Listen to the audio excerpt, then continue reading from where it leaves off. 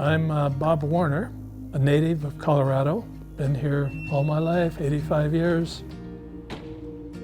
Been living on this property most all of my life. I was born and raised farmhouse down the road. Went to school in a country school up the road a half-mile. Air Force Reserve, Continental Airlines, and the most important, my conservation activities on the farm, on the ranch. I attended CSU from 54, 59. Finally got the opportunity to go to an ROTC summer training camp at Fairchild Air Force Base up in Spokane, Washington. While I was there, I got a chance to take several aircraft flights, and I kind of got the bug for flying. And I thought that might be my opportunity to farm and fly.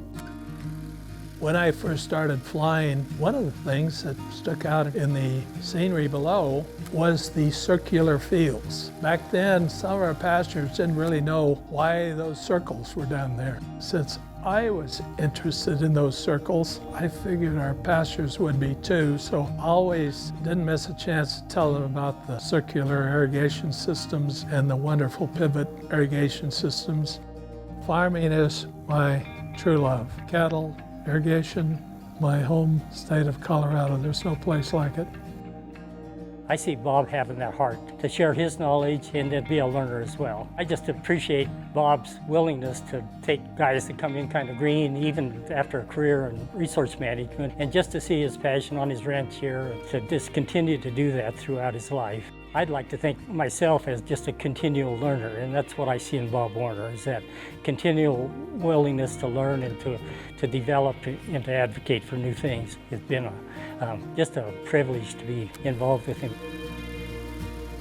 I was fortunate. My father had a small cow-calf operation when I bought the farm, and I bought his cattle. So I was able to start out with a small herd. Then I heard of a small Red Angus herd that were for sale. I asked Dad if he'd like to go with me to look at them.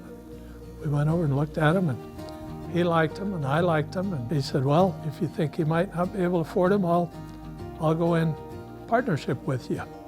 Still continued my flying with Continental. I got a chance to serve in the reserves for another 25 years after my active duty. So that gave me a little more chance to set aside some money and buy additional property.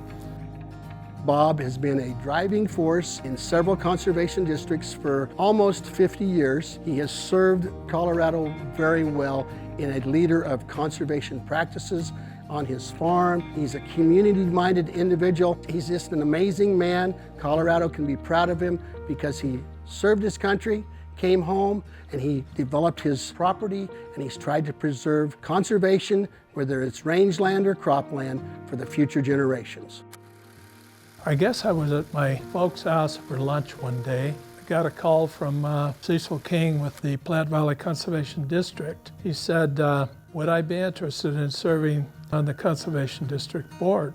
I said, well, yes. It would help me become more knowledgeable about conservation practices. Eventually, I got the opportunity to serve as the Upper South Platte Watershed Director, serving on the CACD board. By going to and participating in national activities, I eventually got the opportunity to serve as our national director. Then with the National Conservation Foundation, it became more active, and I was asked to serve as a trustee on that board also. Bob Warner, he mentored me, and he was truly my mentor to the national level. He's been a huge contributor at every level to the conservation movement in this country. We attended national meetings together. We represented Colorado at the national level. I just can't state it strongly enough how well respected Bob Warner is on a national scale, and everybody from Colorado benefits from that. Since I was born on the property, I know the property quite well. We've been trying to do conservation practices, concrete ditches, underground pipelines, divider fences for our cattle. It was all with NRCS. The circular fields, that's one of the things that's cut down our water loss from runoff. The pivot systems has cut down on erosion a great deal. And that can be a direct result of our conservation programs through the NRCS and their cost-sharing programs. So most of that water stays on the land. They have contributed greatly because oftentimes you really question yourself whether you can afford to do something if you had to pay for everything. But if the NRCS is cost sharing, then you feel like I can afford it and it is worthwhile. And not only their monetary contributions, but their technical assistance, that sort of thing. A lot of these things, I wouldn't have known how to do it without NRCS to work with me. The windbreaks have really been good for the cattle and also to cut down some of the wind erosion. They've been very helpful, and they've been also a cost-sharing program. I've been able to include that into my EQIP programs and so forth and get some cost sharing from the tree planting and the drip systems and irrigating the trees and so forth. We like our trees. And the Colorado Department of Ag has done a lot for us too, and helped Colorado Association of Conservation Districts and manage and monitor us and help us with our funding. We couldn't work without our partners, our wonderful partners. Bob has taught me patience. He knows what he wants, and he's not afraid to speak up for it, but he is always patient and kind. It's wonderful to see somebody be so passionate about their land and conservation. He has taught me so much about understanding what farmers and ranchers go through, the decisions they've had to make, the challenges they have on their farm. I have become a lot more understanding and happy to meet the producers where they are and listen to what their needs are to figure out how I can help them. That's been very beneficial working with Bob. I have recently enrolled with NRCS in an ag conservation easement program, and all of my farm is being enrolled. That will guarantee this property will always stay in agriculture. It will not be sold for housing, for development, for any sort of industrialization. That's probably one of the best feelings that a landowner could have in knowing that his farm, his ranch is being cared for.